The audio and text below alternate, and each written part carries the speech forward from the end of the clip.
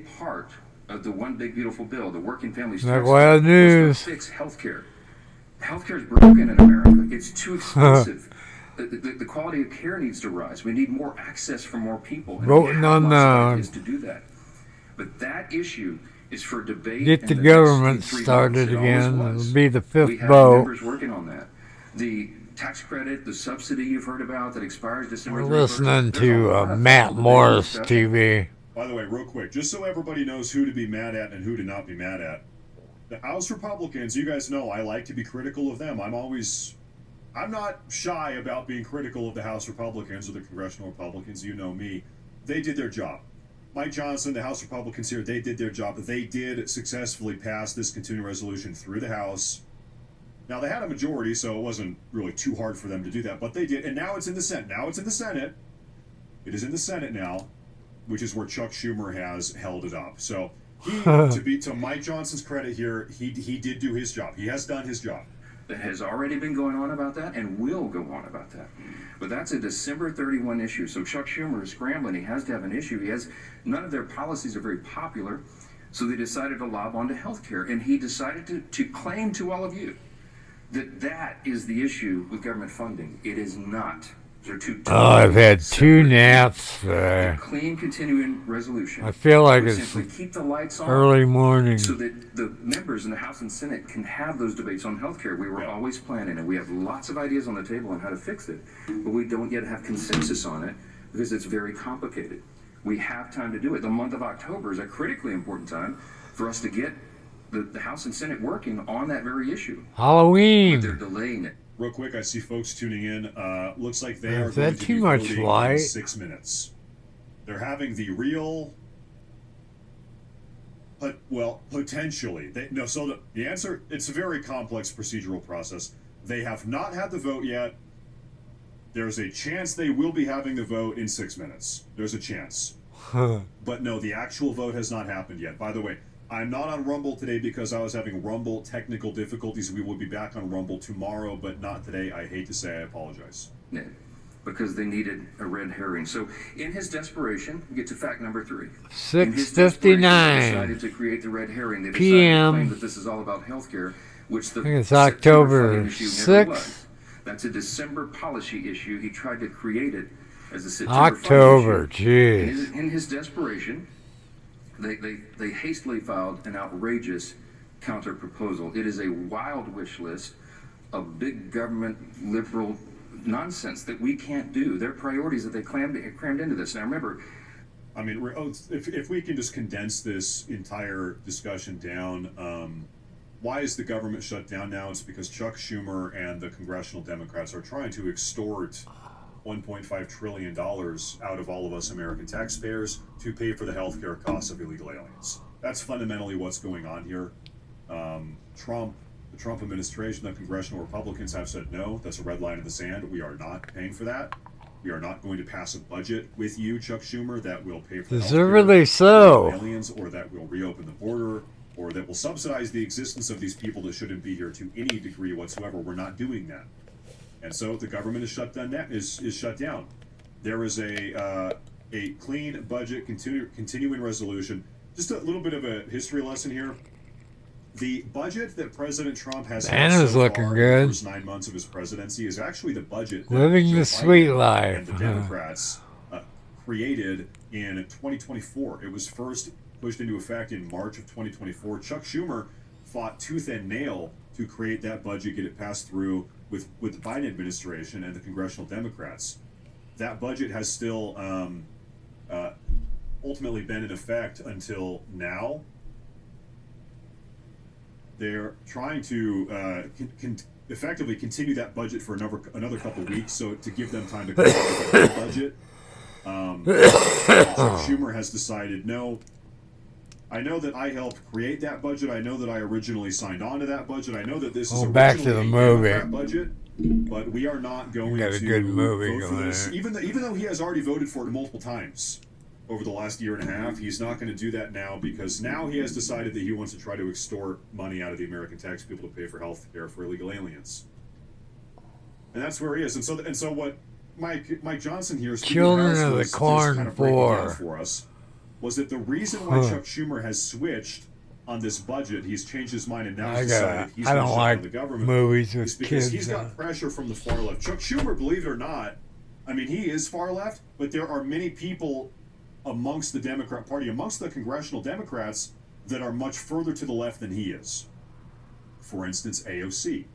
The reason I mention AOC specifically is because Chuck Schumer is very, very scared that the Democrat Party has shifted so far to the left that now he is not radically left enough and that he's going to get replaced by somebody like AOC. Chuck Schumer has shut down the government because he is scared of AOC replacing him and primarying him for his Senate seat. I believe in 2028 is when he's back up for re-election. So the reason Chuck Schumer has shut down the government, he's Jimmy screwing over Dore all these show. Americans. I see people in the chat, they're saying, I'm a government worker, I'm not getting my paycheck. The reason why you are What not getting a is paycheck the right now approximate total and I saw number some of super chats employees that we're talking about that your employer has? is because Chuck Schumer is scared of AOC allocation. kicking him out of the Senate in 2028. That is really fundamentally why all of this is happening. Chuck Schumer is trying to, fight back against President Trump and show the progressive Democrats Here we just go. how resistant he is to President Trump's authoritarian regime, whatever. He's trying to prove how woke he is. He's trying to prove how progressive he is. And so the way he's doing that is to shut down the government. And that really is what is happening. Now, you can see all these senators, they have actually left the Senate chamber. I don't know. It's jerky They're on got here. another 90 seconds. They better get back in here. They've got 90 seconds before they need to come in here and vote. Motion to invoke cloture on the nominations included in Senate Resolution 412 en bloc. So that is not what's coming up next. That's what this just was. So we are going to see in about 60 seconds here, folks, the number that we want to see down here on the bottom is HR 5371. HR 5371. That's what we want to see. HR 5371. Well, there's nothing I So can we are do going to see if to that's what they're voting on next year. Come on. We've just had a procedural vote after procedural vote after procedural vote. Huh. And for those of you that have tuned into this process before, that is how they do it. That's just the way that it is. The Senate, both the Senate and the House, are very inefficient, cumbersome, bureaucratic. Takes a long time to do anything. Very procedural. Well, It's over, Matt. Wake up. I'm awake. No, to be very clear, folks, the vote has not happened yet. I don't know if anybody is saying that it has. It has not. The senators have not voted on the bill that they need to vote on to. it's weird. They're just standing around talking, getting paid. Kill Hillary Clinton without demanding one thing from her. Not one. That's what I thought it thought. was Donna something or Yeah, what's her Donna name? Brazile. Donna Brazile, that's right. And she even said after the Seth Rich murder, she kept her shades down because she knew that wasn't just a random murder. Anyway, Seth Rich, remember that guy? And good on MAGA, because I will say this, they are much more willing to criticize their leaders than the Democrats that I know are. Unless they're paid not to. Right. So the Democrats, are paid not to, and I don't mean just by cutouts. I mean, the jobs are what? Showbiz? You're paid to be a good Democrat on Right. top of everything else. That's a right. party member. The MAGA people that are saying, actually, idiot from the quarter end go, well, we need to focus on hating the left. Some dumb shit like that. And that's a guy that got a cash injection like your little Electric boy, blanket. Joe Gilgert back in the day. All the regular people, what do they're not going to notice something didn't happen they wanted to happen? You got to be paid for that. I'm not paid for that. If I were paid for it, I would start saying the opposite, but they have never invited me. I don't get to go to Riyadh. I don't get any Hosmer money, Jimmy. It's been, I feel like I'm a good advocate.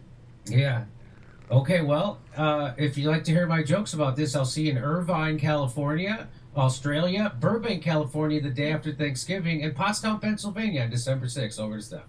All right. You know, Jimmy, you're so right about that whole thing about you're not going to see a liberal ever say anything terrible about the Democratic Party. They wouldn't even criticize the Democrats when the city burned down, when they let the city burn down. Oh, they found every reason to support them. Yes. That they're like, why are you being so hard? They have no control over the There's fire. nothing they could do. It's a fire. They're doing a great job. You know, I What was, are you sitting you sitting in your underwear on your couch? What do you know? I was making fun of Kamala Harris, how her book came out 107 days, and how she was saying that she wouldn't have selected Pete Buttigieg as her running mate because he was gay. And What? I had, what? Come on. And I had two people, and I would say that they're minorities. One's a lesbian and one's a black man. And they both are Democrats, and they both said, oh, I think it was very brave of her to come out and be so honest about that decision.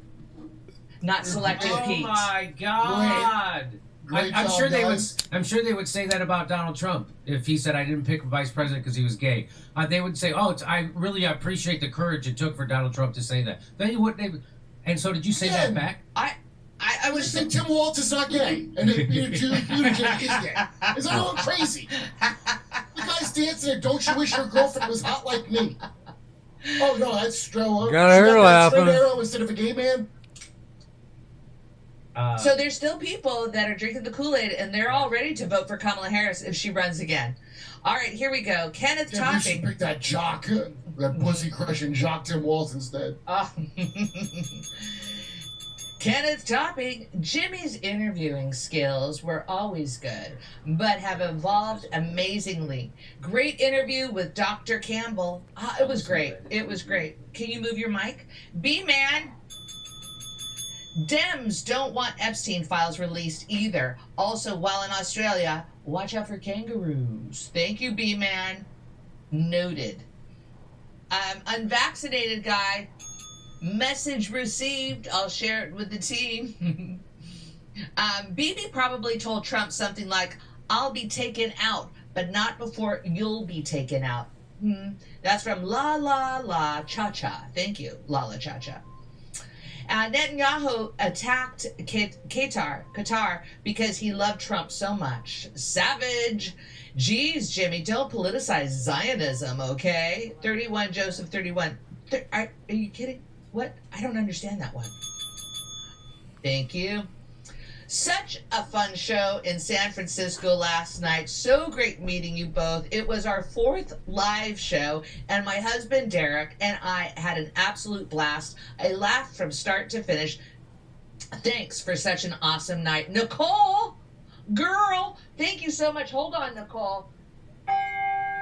Boom, Nicole. Unvaccinated guy. Billionaires will always get blackmail and force citizens to be politicians doing stuff they wouldn't do, but for fear put this of down so I exposure, can they read lie. what's on the TV behind me. It's the Roofer. Senate. Somebody once told me the world is gonna roll me. I ain't the sharpest tool in the shed. That guy Matt, hey that guy.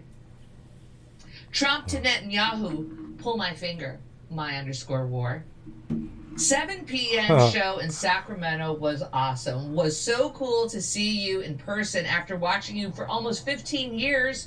Brought my buddy, and he said it was awesome to see a crowd cheer Jimmy's closing rant. Yes, Taylor Jarrett, thank you so much for that. Sacramento was a blast. San Francisco, terrific. We had a great weekend, meeting so many nice people, and the gifts that you flourished us with, it was so generous. We met our friend again, a young Russian woman. She's so sweet. Thank you again. You've given us those tasty treats when we were in San Jose in May. Great seeing you. And Daniel, we love the T-shirts that you gave us. Fantastic. And I didn't see who gave Jimmy that other T-shirt. But thank you very much. And the books, thank you. Lots of generosity of spirit at the show.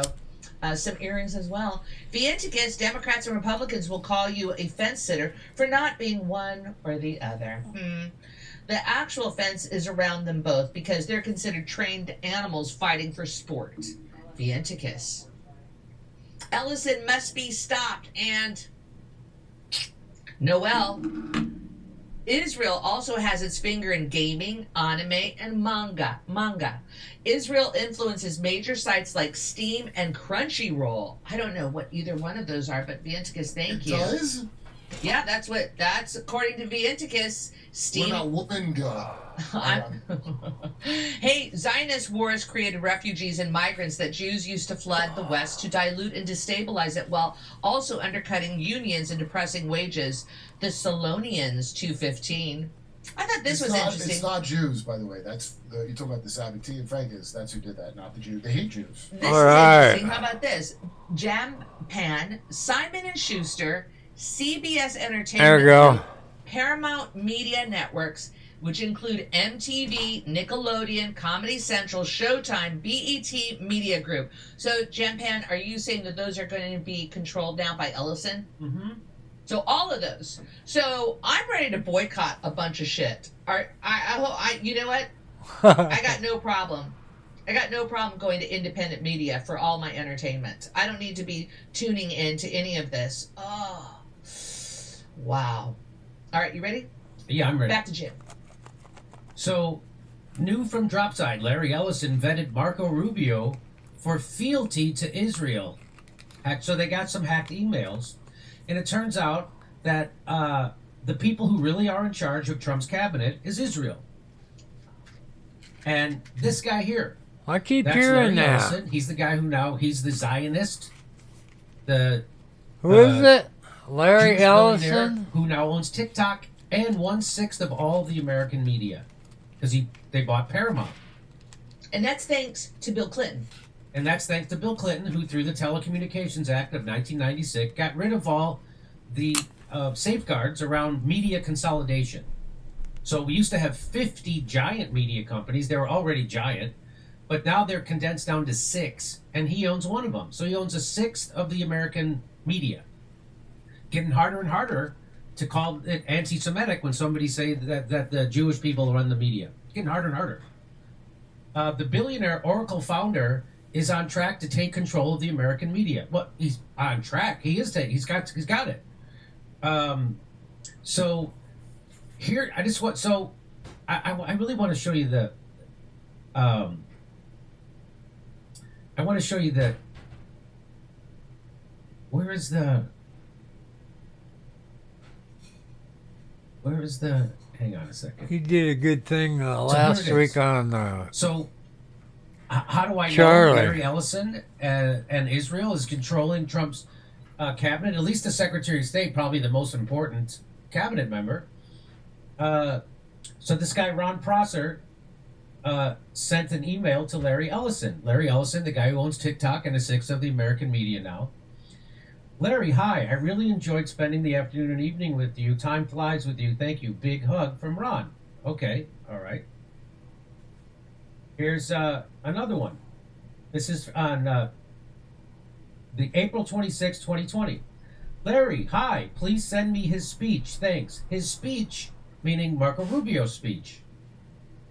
On April 30th, Prosser sent another message to Ellison to follow up, sharing his phone number and thanking him again for the evening they spent together. How was the conversation with Mario Rubio? He meant Marco. Did he pass your scrutiny? Did you have a chance to talk about Israel? Would love to chat.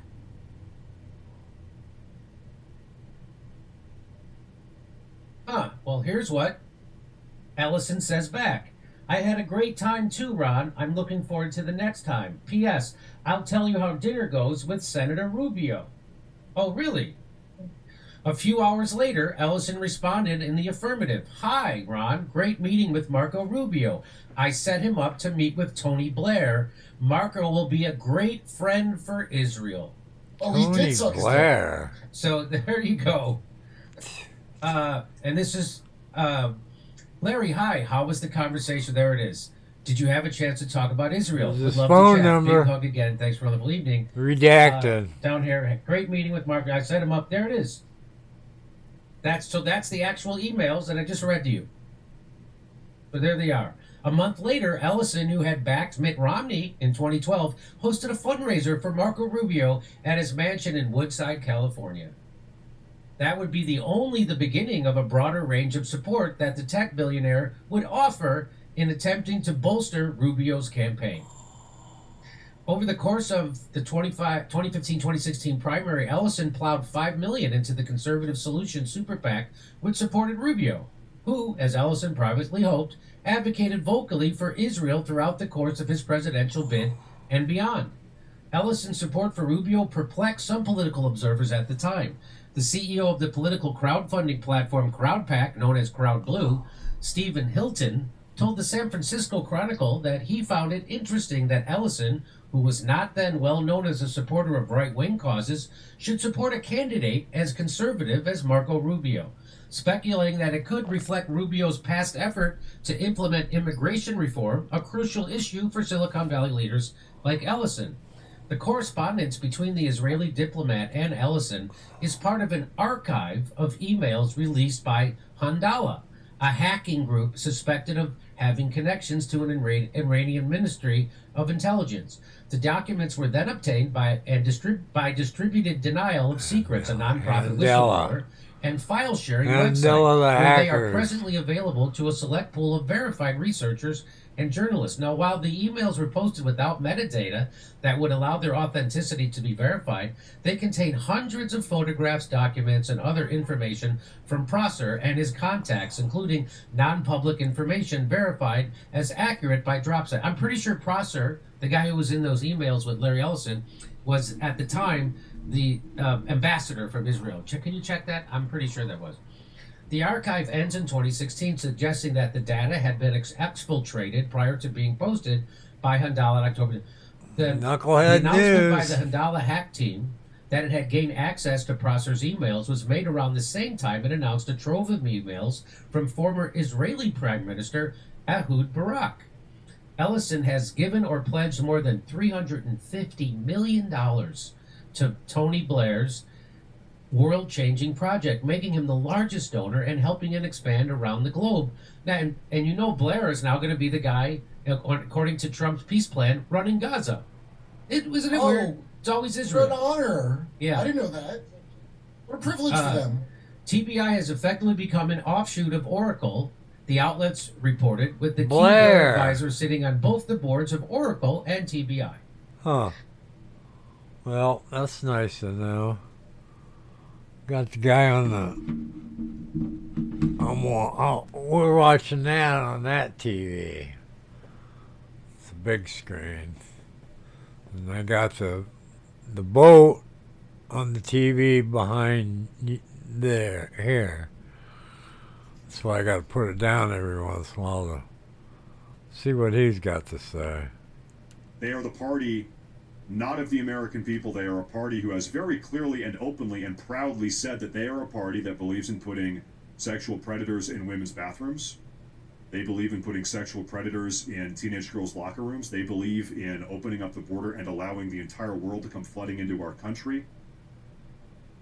They believe that the hardworking American tax-paying people should pay for and subsidize the existence of illegal aliens that have no right to be here, in direct and open defiance of the democratic will of the American people. We have voted time and time again that we do not want these things. They try to do it anyway. They are the party that is currently aiding and abetting and playing coverage for and making excuses for far-left radical domestic terrorism. Treason. And of violent narco-terrorists. Treason. They are evil. They are. You can say it's not Democrat, Republican. I don't really give a shit. It is. My entire life's purpose is now devoted towards destroying this ideology through means of peace and rhetoric, but every day I'm blessed. Every single day I get to wake up and dedicate 100% of my energy to destroying this ideology by means of rhetoric and peace. But nonetheless, that is the objective, and I will keep on doing that. Once again, does this mean that the Republicans are perfect in every single way? No, of course not.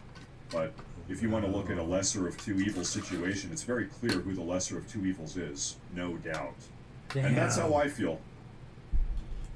That's how I feel. That's my personal opinion. Now, given the Senate vote is done, folks, I think it's probably time to wrap up the show. I think that's where I'm at. It was frankly, it was kind of a weird day. It was kind of a weird day. Things first I had the tech issues, the technical issues, then we had this very strange Senate procedural dynamic. That's the way that it goes, I guess. I want to say, everybody, thank you very much for tuning in today. Everybody, if you have not already, please make sure to like today's video and subscribe to the channel. When I said I'm very fortunate and blessed to be able to do what I'm doing every day, it's because of you guys. Well, what happened to the boat? Liking and subscribing and lurking and chatting and hanging out and coming back and tuning in.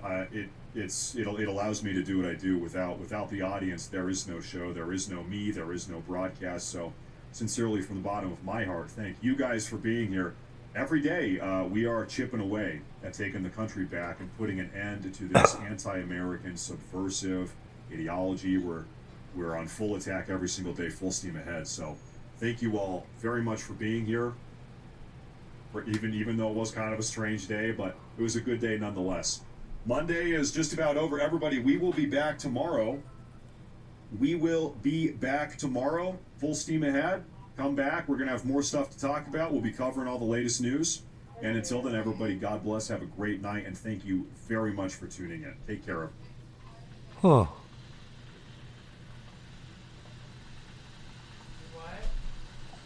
We took the boat, I guess, but...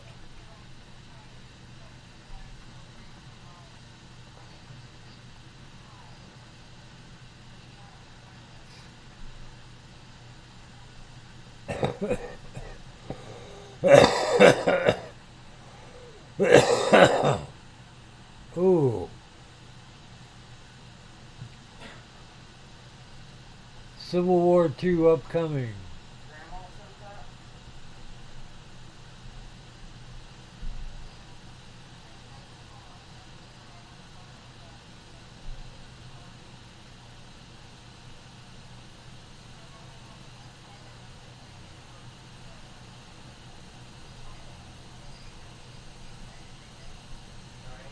Well, I guess we got some Candace Owens.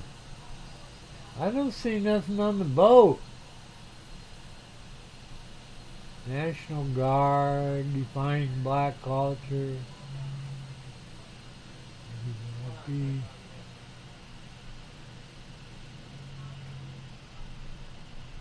Yeah.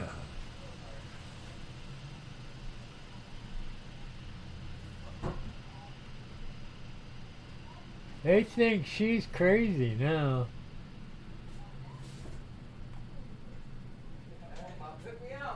Happy Monday, everybody. Today we are going to discuss, or rather I'm going to introduce to you, psychological strategy that I refer to as David Hoggin somebody. You guys remember David Hogg, the Parkland shooting tragedy? Of course you do. Well, it seems like Boiling USA coffee is now engaging in this strategy of David hogging the public, and I wanted to be clear that it's downright manipulative, and I've really had enough of it.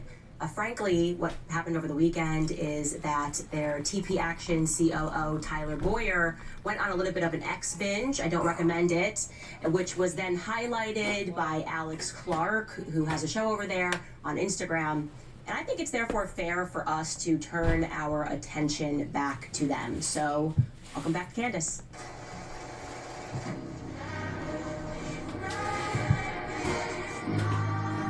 Lips. I can't stop looking at her lips. So let me put it Half to the you time I this way. don't even know what she's talking about. If, at this very moment, McDonald's publicly announced that their CEO was stepping down and they were going to replace him with somebody else, nobody would care, right? But there's not going to be any public outcry about them doing that. The average person doesn't even know who the current CEO of McDonald's actually is.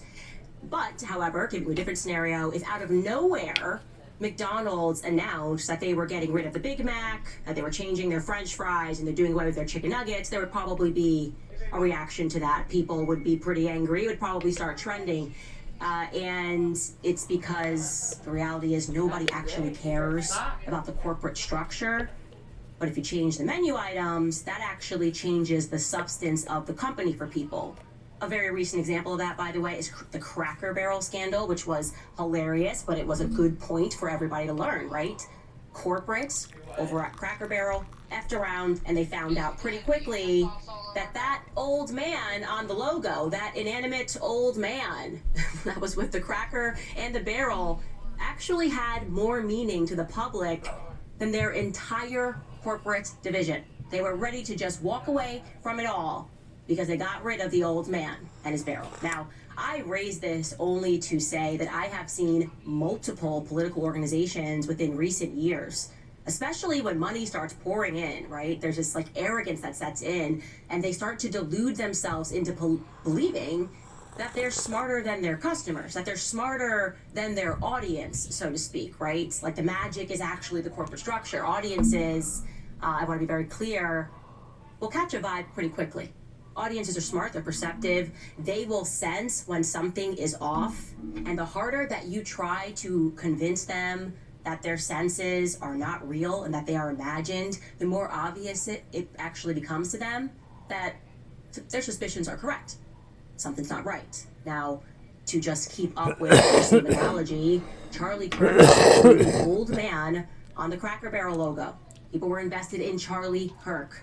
We have, at this moment, no definitive understanding of what happened on the day that he was assassinated.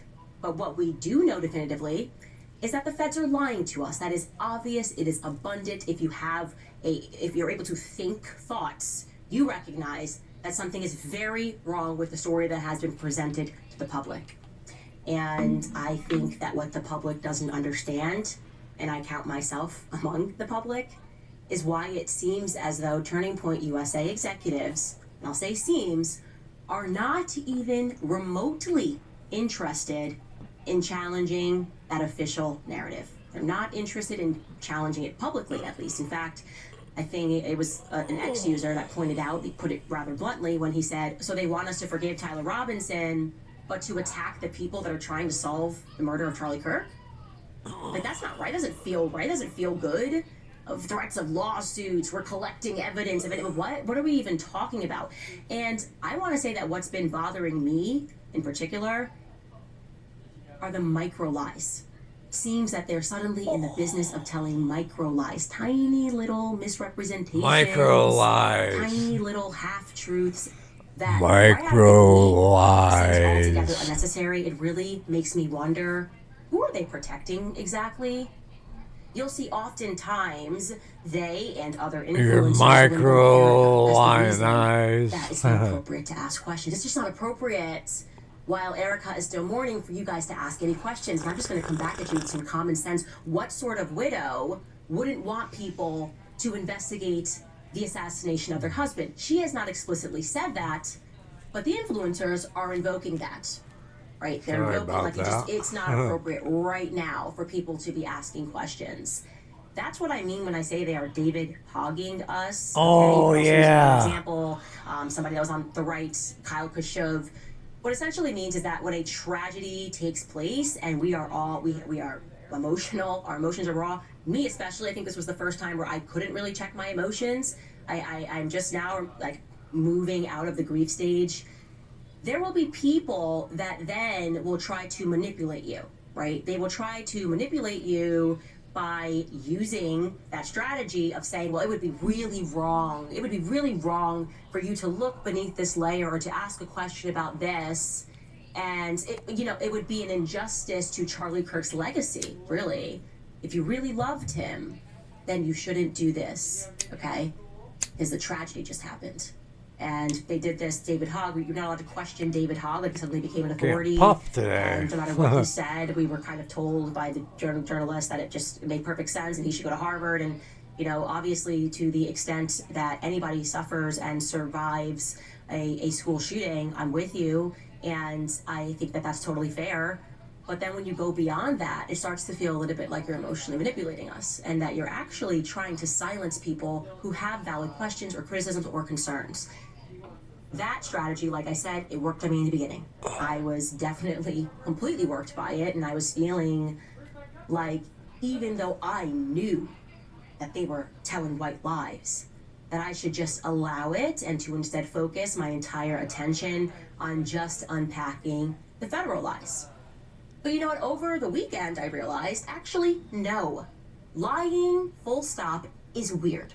It's Knucklehead weird news. after a tragedy. It is weird after someone that you purport to be your best friend, you're so close. Why are you telling micro lies about that person? 1731. By exposing those lies, perhaps it will reveal October a bigger the picture. 6th, What would motivate it? Monday. What would actually motivate it? Now, I'll give you just one example here, and we're going to get into Candace some Owens. stuff that's rather bombastic, if I'm being frank. But one example that I bit my tongue on a couple weeks ago was when influencers randomly went on a full attack mode against me when I very casually, you guys watching the series, very casually mentioned that Catholics were hoping that Charlie's going to take the next step and convert. Like, of course, I'm Catholic. Of course, what would be wrong with me sharing that? Everybody was sharing their stories about Charlie and the conversations they were having. But for some reason, Candace saying, and I'll sum it up, effectively, it was like 2 sentences. Charlie was going through some spiritual changes towards the end. Catholics were hoping that he'd take the next step because he was praying the rosary. I never said he converted because he didn't. That would have been dishonest. But people were somehow really angry. Somebody clearly hit the panic button. Suddenly a bunch of videos were being made disputing the narrative. People were like, I knew Charlie and he was truly evangelical. Ooh, look at them lips go. Blah, blah, blah. Oh my blah, God. And I want to tell you this, it felt coordinated. It felt fake. It felt unnecessary. But most importantly, it was untrue. Okay, it wasn't true. And I'm going to share with you some more truth so that you can contextualize it. Charlie was attending Mass weekly. He was sometimes even attending Mass daily. He was not attending Pastor Rob McCoy's church. As I mentioned before, yes, he was praying the rosary. Charlie, in fact, was wearing the St. Michael pendant when he died, okay? As has already been publicized, Erica took a Catholic bishop with her to pray over his body on the day that he died. These are all indisputable facts. And it is also a fact, which was presented by Megyn Kelly, that a few weeks before his death, Erica had a priest come over to pray over them when some witches thought it would be funny, whatever, to put a hex on him. Oh, okay? My God, I remember that. Of things that were happening behind she had an exorcism. And the people at Turning Point USA They're into that. Knew those things to Catholics be true. are into that shit. They knew everything that I just shared with you. They knew for a fact. So I was a bit astonished when Andrew Colvett and Alex Clark similarly jumped in this inauthentic attempt to dissuade the idea that Charlie was Catholicism. It read to me like just sheer her hatred lips of are Catholics for no reason unbelievable. At all. Here's what they said. I'll jog your memory. I want you to listen to this. Now, in the context of all of the additional details, she just did a thing where she was doing her usual, and then this part of her top upper really smiled. Catholic. It was weird. He loved the ritual of it. He loved the beauty of old Catholic churches and the stained glass. And him and Erica would go sometimes. Yeah, well, Erica's a cradle Catholic, but she ended up kind of like me. I grew up Catholic, and First Communion, and went to Catholic high school, but then I ended up becoming a Christian in college through a Protestant church, through a non-denominational kind of more experience. It was actually Presbyterian, and then it was kind of non-denominational. And I think Erica kind of follows that same path. She and I share that. Also, by the way, I just want to draw attention to, she's posted a photo of her and Charlie and the kids in Mass before, and somebody in the comment section said, "Oh, are you guys converting?" And she said, "No, we just like attending sometimes." So she herself I don't know who this And I think is. Charlie, one of the things Charlie Culture really Apothecary worshiping in like a with gym, you know, or Alex somebody. some sort of kind of blank space that you just turn into. Turning Point USA. There's no problem. He didn't have a problem with the act of that. He just didn't prefer it, and he loved, again, the ritual, the ancient, feel of a Catholic Mass. Oh yeah. Around the world that was the incense is Catholic. The incense is fantastic. He loved that. So he had some really big theological hang-ups with that. You can go check the videos out. Him debating with Michael Knowles. In good fun. I mean, they were dear the friends. priest getting the big hit right out of the jar. Now, given everything that I've they walk around and give everybody a little boost. As like totally and completely authentic, or kind of trying to be like, yeah, no, like he loved the architecture of things, but beyond that, nothing was happening. Like that's not fully honest, and it registered to me like a cover up of sorts. And I was wondering, like, what are we exactly covering up? Like, I wasn't going Catholic gang, wasn't trying to bring back the 30 Years' War. I was just sharing the communications that I had with him. And now I felt like suddenly so many people were racing to establish that his legacy was anything but Catholic, right? Like he was super de-duper Judeo-Christian. And ironically, it was Judeo-Christianity that I was challenging him on personally, like privately. And I was speaking to him about the political pressures of it, the way that I felt because of last year, that it registered to me like more of a cult than a true theology or a religion or a religious aspect, rather. And it was back in February of this year when, out of nowhere, he's the one that actually messaged me and said, and said Catholicism is sounding better and better in February of 2024. This is kind of when we started having that discussion. We should chat soon. Catholicism is looking better and better. Okay. I then offered back to him a chart just showing how the phrase Judeo-Christianity kind of is really associated with the dawn of the nation of Israel, right? And we did chat about it. We talked about it a lot, and I was thrilled, like I said, and I was being honest that he was attending mass. Okay. But I want to again state that Charlie was not attending Rob McCoy's church. He was attending mass, so it registered to me again as somewhat disingenuous when Pastor Rob McCoy came out and effectively asked me to, stop looking into all of the things that had happened in the lead up to Charlie Kirk's assassination, or at least asking me to pause it, rather would be more fair of an interpretation, until the memorial. All right, I'm going to jog your memory here. Here's what Pastor Rob McCoy wrote on his Instagram after I exposed the now infamous Hamptons meeting, which took place. He wrote this: Charlie Kirk was my friend and I was his pastor. I want to simply say this regarding Candace Owens. Charlie Kirk was a friend to Candace and never publicly spoke poorly of her, although he disagreed with her. He never operated nor entertained gossip or innuendo concerning Candace. My only comment I offer regarding Candace is this: I only wish that at this tragic time of mourning, she would be the friend to Charlie that he was to her. He would never have treated Candace or her family in such a way had, God forbid, this tragedy been hers. All friend loves at all times.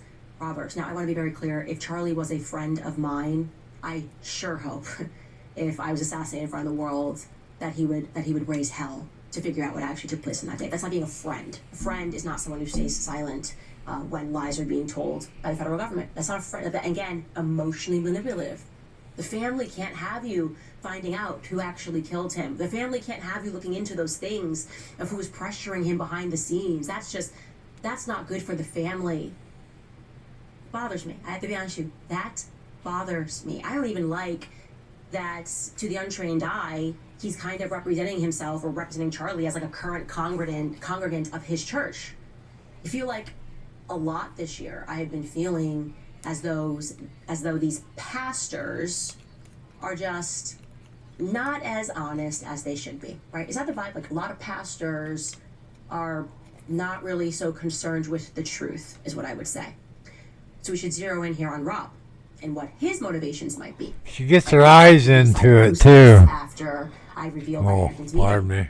Well, you should know, I think most people do, that both his son and his daughter-in-law work for Turning Point USA. So whether you want to represent that or not, they have a financial stake in the future of the company. He heads up the faith division. So Charlie's faith and what direction it was going into would actually matter, right? It would actually matter if Charlie, and I never said he was going to, decided one day to become Catholic. It would have financial implications.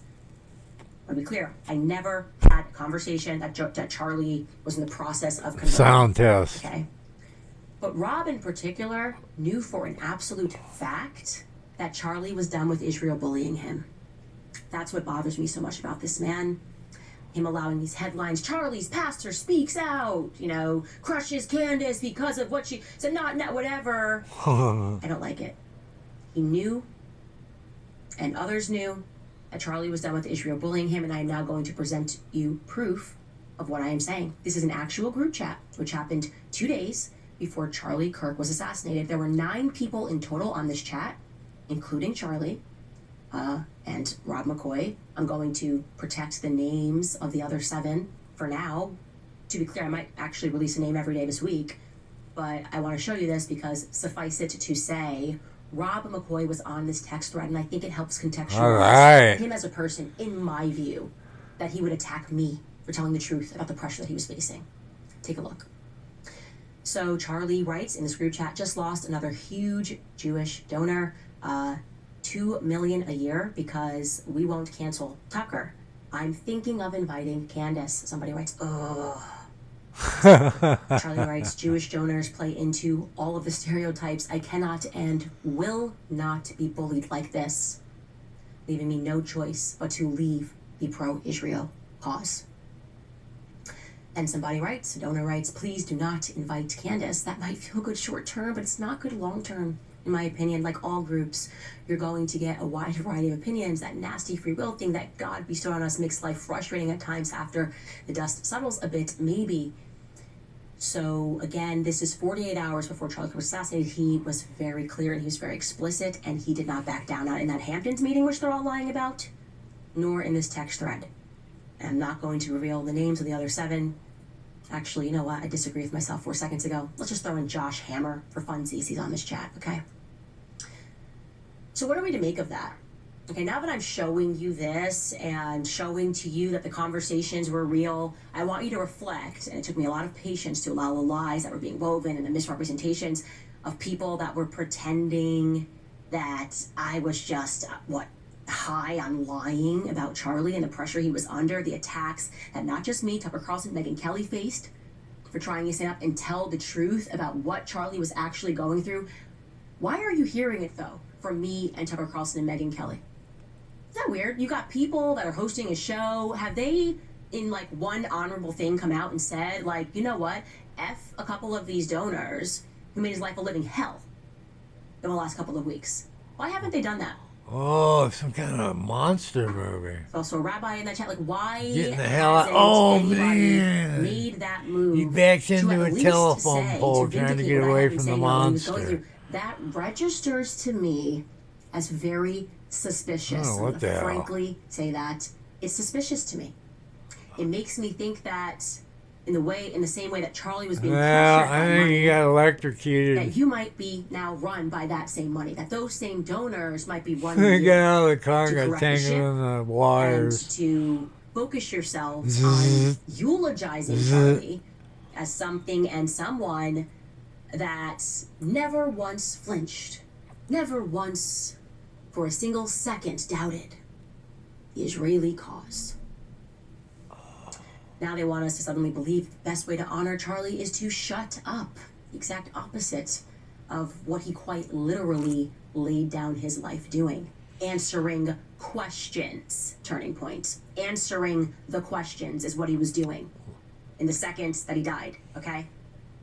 And we all are feeling spiritually the same way, so I'm just gonna say it. They're not grieving right. It's not up to us to decide how people grieve, but I will say unequivocally that you shouldn't grieve by lying or by gaslighting. Is that fair? Can we all agree? You should not grieve by lying and gaslighting the public.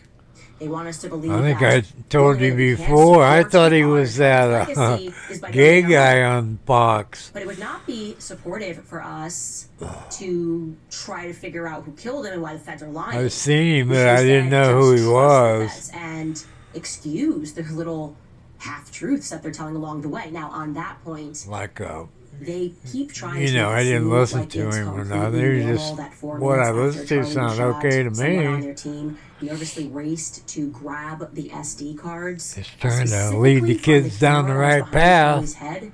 And that was because during that time, I think it's like trying to make it normal that his instinct was to stand on Charlie's chair to actually violate a crime scene, but also to mysteriously just grab the SD card out of the camera, right? Not only are they pretending that that was completely normal, but they're also presenting it as though it was a heroic act. It was like a forthright, clarified act to do in that moment, and that anyone who uses their own eyes and sees it as maybe a little bit suspicious are just in the business of spinning conspiracies. Now, Is that that's Marilyn exactly Monroe? what was communicated by Andrew Colbert when he sat across from Tucker Carlson, who was hosting Charlie's show. I don't think it is, And but it gratefully, sure Tucker Carlson looks like instantly her. responded with a much more sensible approach. Take a listen. By the way, just one other conspiracy theory I just want to snuff out here. One of our dear friends that literally from the very beginning started with us and loved Charlie like a brother, he grabbed the SD cards out of the camera Old cracker nuts. afterwards. And there's all these conspiracy videos about why did he grab the SD cards? Well, first of all, they're in the possession of the FBI. Okay. It's not like he took them and like ran off with them. Second of all, I asked him personally, I said, why did you do that? And he looked at me and this was his answer. He said, because I know people can be evil.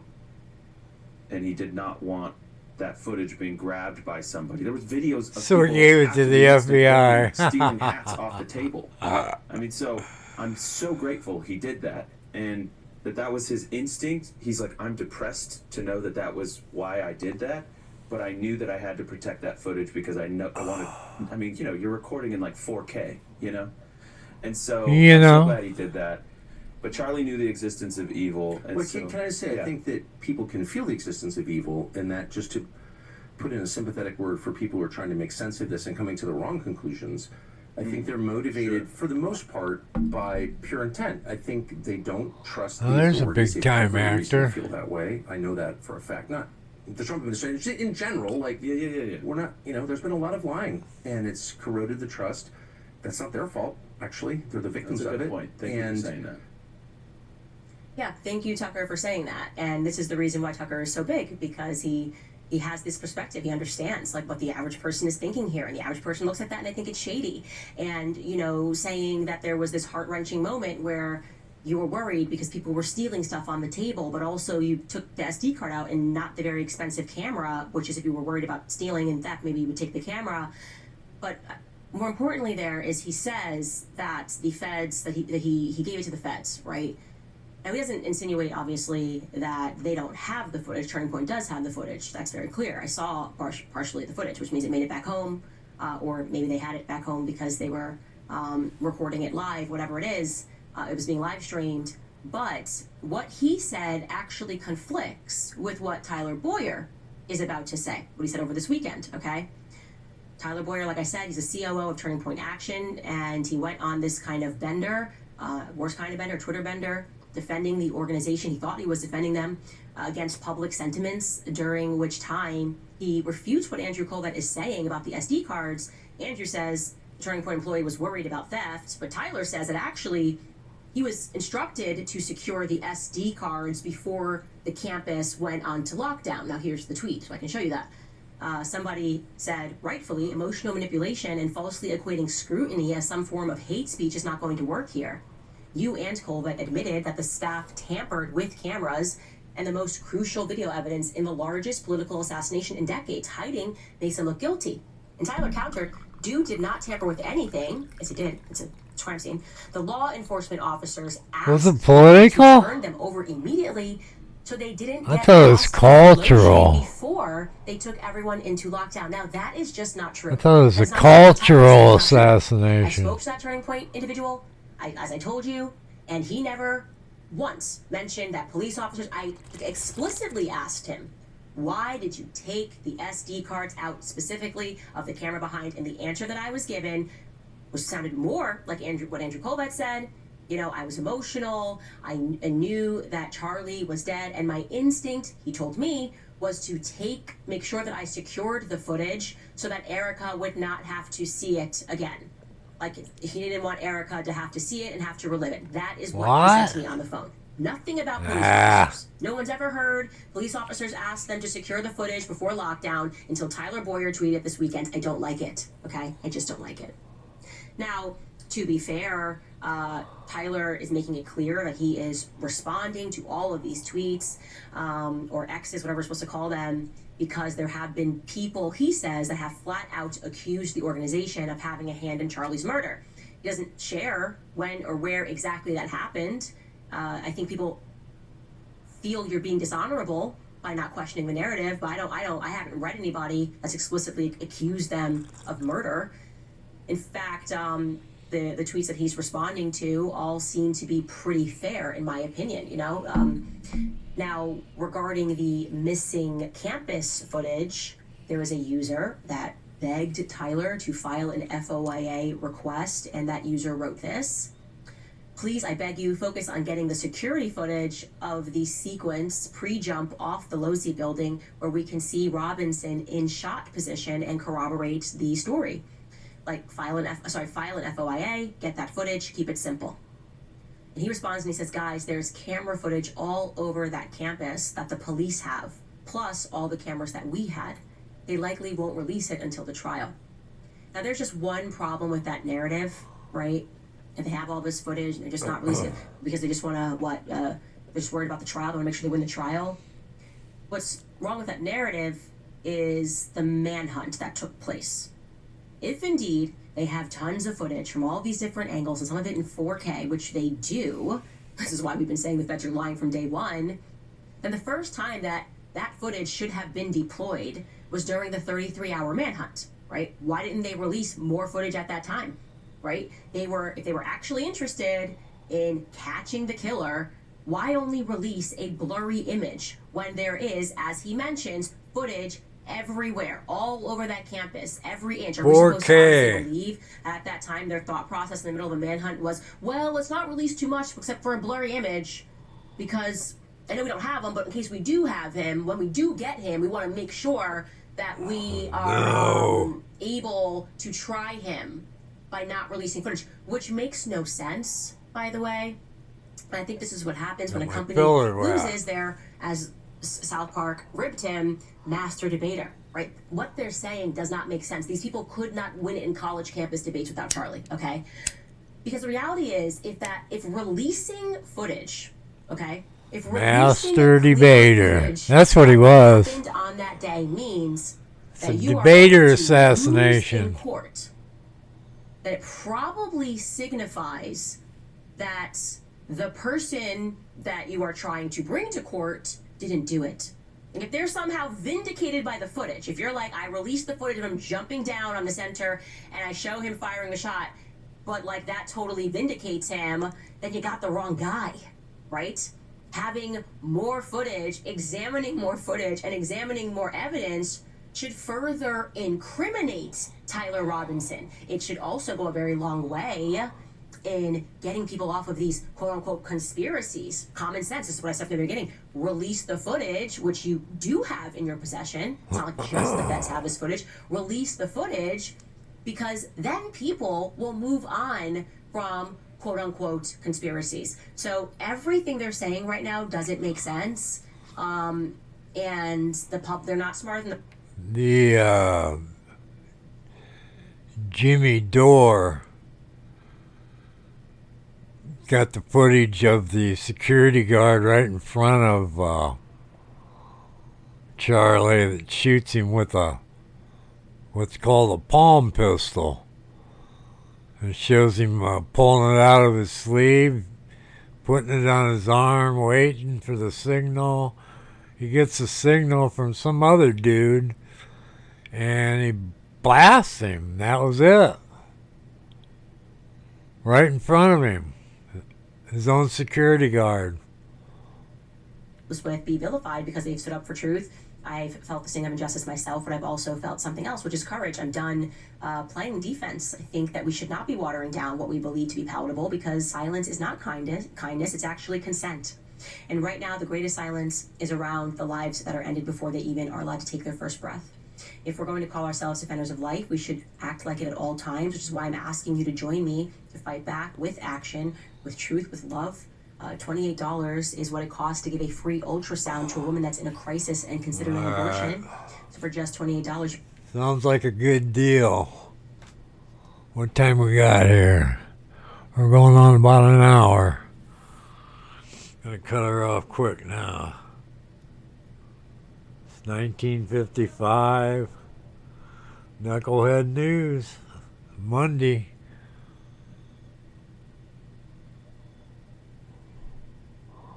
We never did find out about that boat, did we? All right, what button do we push?